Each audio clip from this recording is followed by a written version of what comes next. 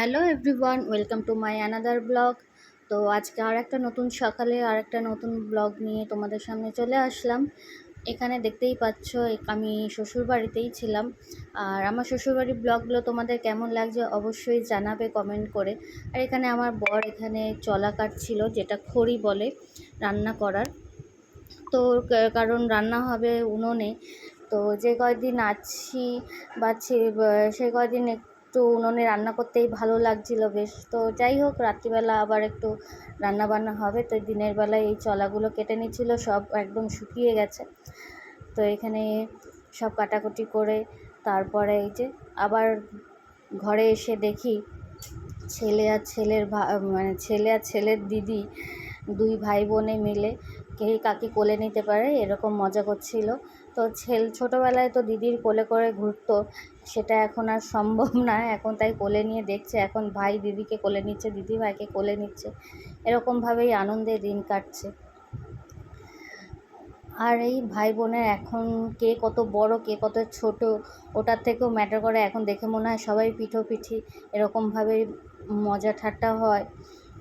এতই সব আর এতদিন পরে যাওয়া হয়, আর খুবই আনন্দ হয়। আর ছেলে তো বাড়ি আসতে চায় না।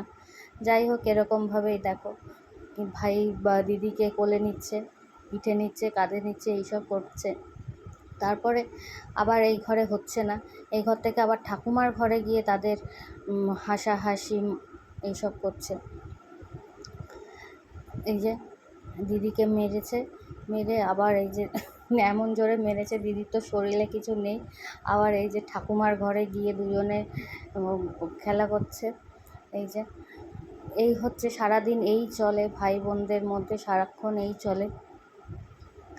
আর বুঝতেই তো পারছো কীরকম মজা হয়, আর ওরা কীরকম মজায় থাকে। এই যে চলে আসলাম বাড়িতে, আবার যে যার মতো দিন যাপন, যে যার যে রুটিন সেটাই। এই কয়েকদিনের জন্য যাওয়া হয়, এরকমভাবে মজা ঠাট্টা করা হয়। তো এই যে আমরা যাচ্ছি সবাই পার্কে, আমাদের এখানে পার্ক আছে। এই যে ম্যাডাম, এই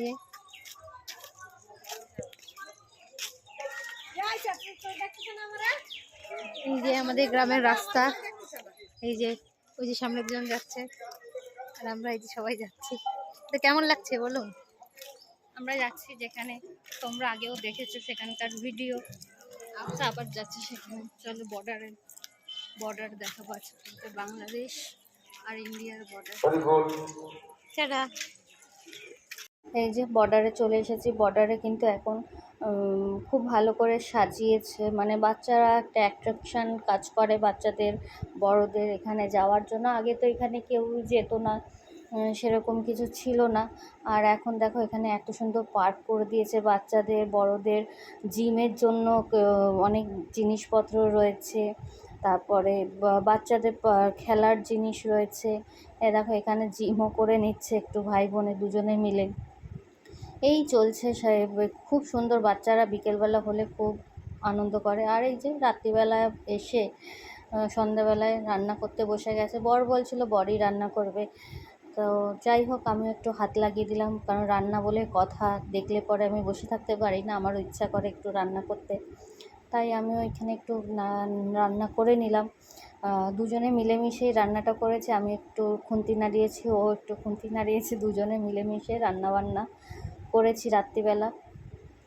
তো এখানে একটু মাংস রান্না হচ্ছিল।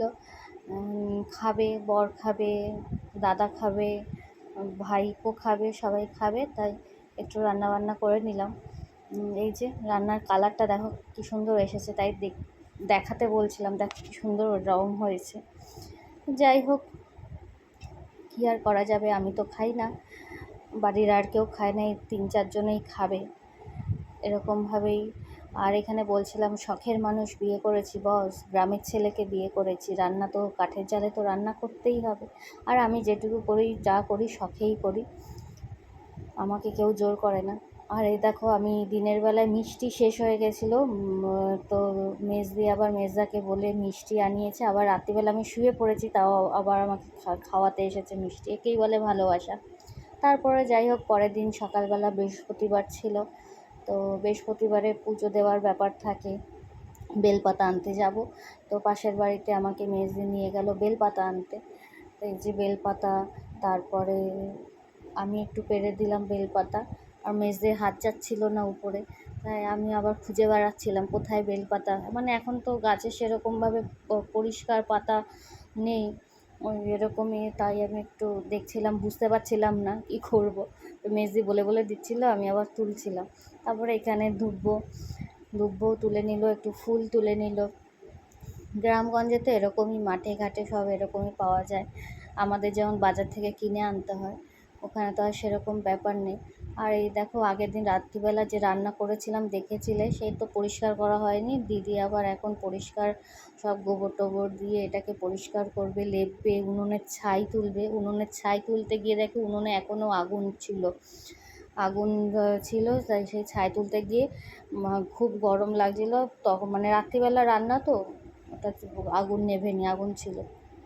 তারপরে ঝাড়পোছ করে পরিষ্কার করে নিল। এইটুকুই আমার ভিডিওটি, আর যদি ভালো লাগে অবশ্যই লাইক কমেন্ট শেয়ার করে দেবে, আর সবাইকে অসংখ্য অসংখ্য ধন্যবাদ। টাটা।